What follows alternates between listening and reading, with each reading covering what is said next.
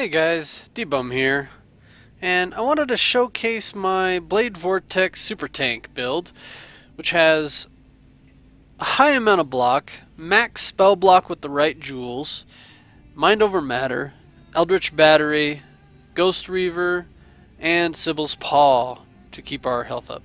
So Ghost Reaver keeps our energy shield up, which we use as our mana.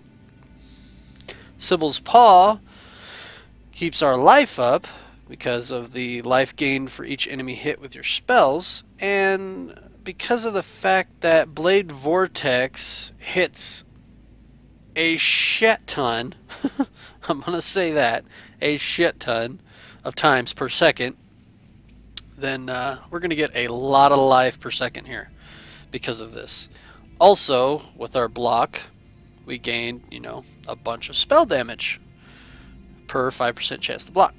So, right now, in Standard, yes, I ripped on Hardcore, so I'm using my Standard character to make this video. I am using a 6-link Carcass Jack, which is amazing for this skill. The 12% increased area damage and 20% increased radius of area skills is just phenomenal. So we got our Blade Vortex. I got an 18-20 quality, which the 20 quality increases our area radius even more. Using controlled destruction, not quality because I'm poor on Standard besides all the gear I have, and I haven't got it leveled up. Gives us a multiplier for our spell damage. We are using faster casting.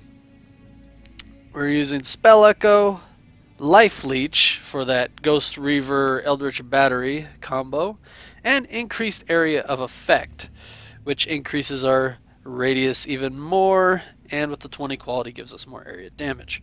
Now, I swapped this out with Conk Effect to make the radius smaller for bosses, but gives us a more area damage. Just more and more and more multipliers. Love it. Now, I used to, and you have the option to, using increased duration, which will guarantee that you have 50 stacks and keep them for a very long time. Or you can use added fire instead of these two. And your damage will go up significantly because of the physical conversion and added onto with fire damage. So, using a Carcass Jack, using a Hubris Circlet, a Energy Shield Helm with some life. It's not very good, but hey, it's tri-res. It helps a lot. Using a Stone of Lazwar, which you want to have a block implicit corrupted on this, and you'll probably hit about 67% chance to block attacks with the proper jewels. I don't have one yet. Using some whatever rings. Whatever rings give you life and stats and resistances you need. I have 2 decent life rings with some resistances and whatnot. Using a Wrathpith Globe for the spell damage and also the spell block, and the energy shield is quite nice. The 10% increased maximum life is also really, really awesome. Gives us a decent life pool with all the passives in the passive tree combined. I'm sitting at 4893 life and 1907 energy shield. We're using Rainbow Strides, preferably a 25% chance to block applied to spells, but I got a 22%. Hey, gives us some movement speed, some all res, and some decent energy shield. Gloves, honestly, you could go energy shield ES, armor evasion, whatever. You might even be able to throw in the Emperor's Grasp if you could work it with the resistances, because that could be interesting with the reverse knockback. But I have some Hydroscale Gauntlets to get my 2 red and 2 green for Whirling Blades, Fortify, faster attacks, and Blood Magic. Now my belt, it's a pretty decent belt. The implicit's shit, but that can be changed. Got some decent life. The increased elemental damage with weapons doesn't do anything for us, but I haven't changed it to anything yet. But hey, a rustic sash is the belt that you want to be using with this build, because the increased physical damage is awesome. Now, for other links, we go with Tempest Shield, Curse on Hit, and Enfeeble. So every time we cast our Tempest Shield and we block, it'll shoot out a little lightning beam and curse monsters with Enfeeble. We also run Blood Rage to get some frenzy charges. You don't have to, but frenzy charges increase your damage and cast speed quite a bit. We're also running a cast when damage taken. Could be a level 1, level 3, whatever. This is just what I had in the stash. Ball Lightning and GMP. Now, Ball Lightning is a slow moving skill. With GMP, it shoots out 5 Ball Lightnings at enemies, and with Cybil's Paw, the life gain for each enemy hit by your spells. So it's quite nice for that. Really, really nice for that.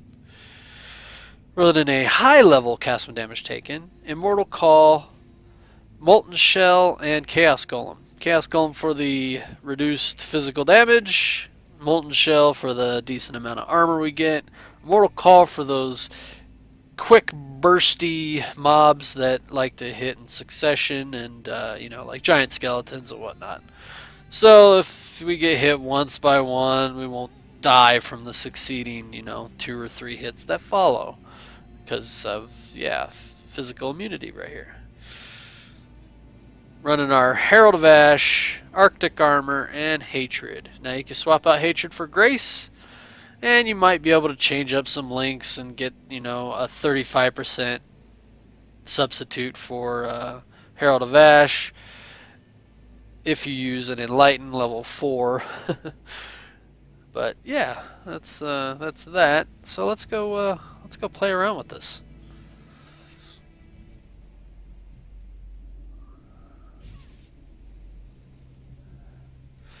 Where's a map here? Oh, we got a map right here. Let's see. So we got a canyon map we're gonna throw in here.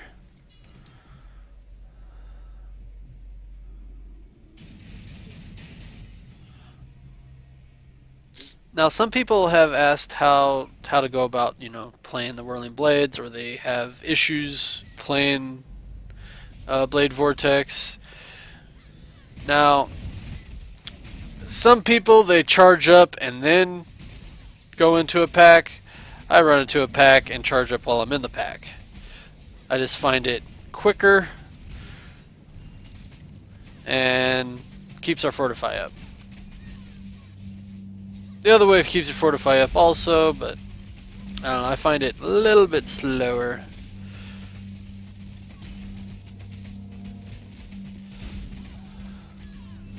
Now this build can get right around 46 stacks of Blade Vortex, which is quite nice.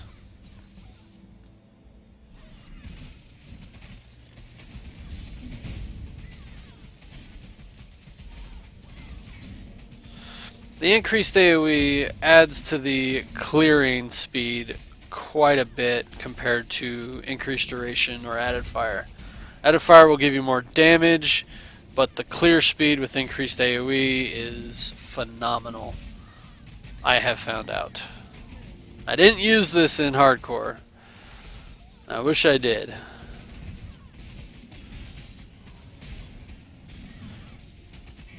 So at 3 frenzy charges, we're sitting around 2861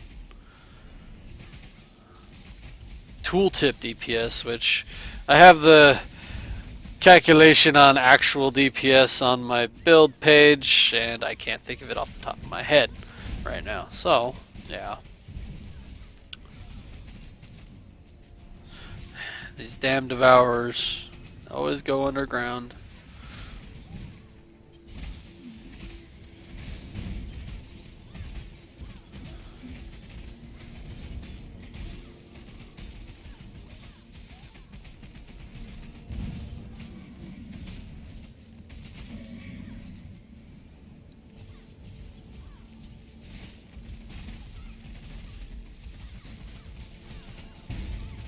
Now you could get a bigger increased AoE radius if you take the witch nodes also, but this build doesn't.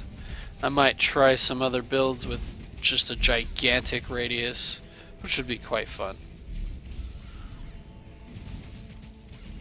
Yay, Herald of Obelisk.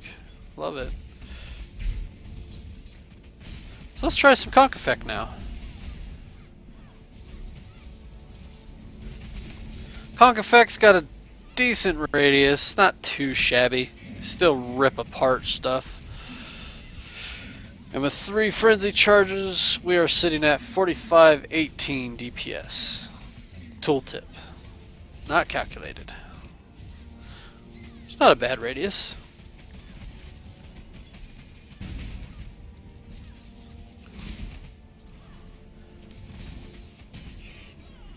Swap back.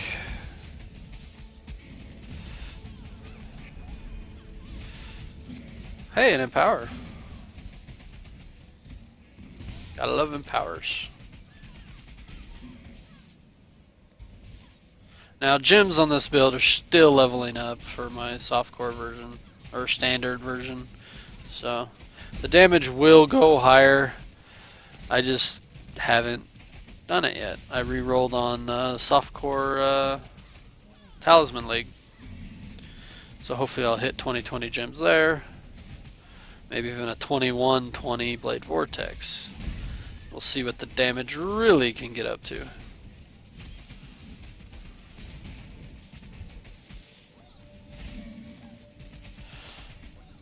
Come here, snake. Stop running away.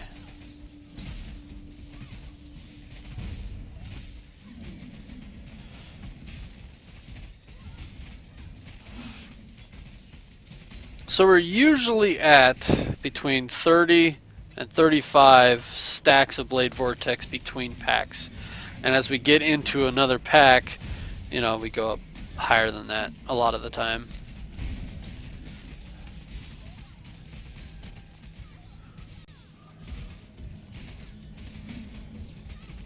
Just depends on how quick you are with the whirling blades, as I suck at it.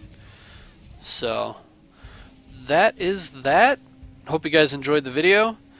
Thank you for watching. Please like and subscribe if you enjoy what I do, and have a wonderful day.